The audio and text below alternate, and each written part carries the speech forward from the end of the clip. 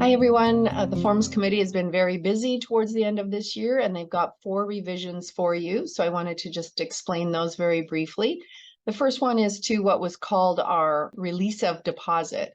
It is now called the notice of termination and release of deposit.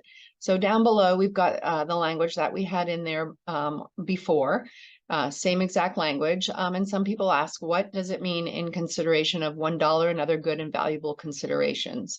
Well, that is prima facie evidence of consideration being paid. It's basically legalese that's in deeds, by purchase and sale agreements, and everywhere. So we left that in there.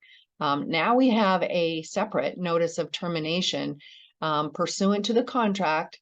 There are circumstances where a buyer or a seller can notify the other that they are terminating the agreement.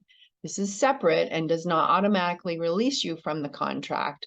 It needs to be signed down below as a rescission and release by both parties for a deposit to be returned.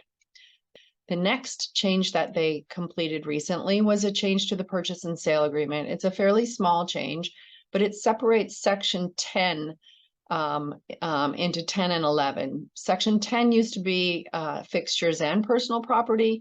Now Section 10 is strictly fixtures.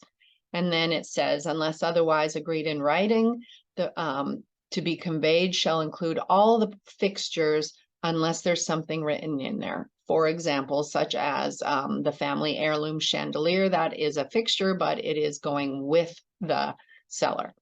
On Section 11, you can either check A and revert to the addendum, or you can check 11B and it says personal property unless otherwise agreed in writing.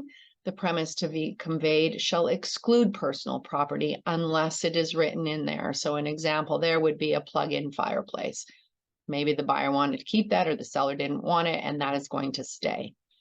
The only other 2 changes are to the change addendum and to the notice of unsatisfactory inspections, simply because there's now 2 extra paragraphs there. The paragraphs are numbered accordingly. So those are the changes. Those are the new revisions. They are now available. All 4 forms are available on our website, and they have been sent for processing to all the other software platforms that our library is located on. Thanks for watching, and thanks for being an eCar member.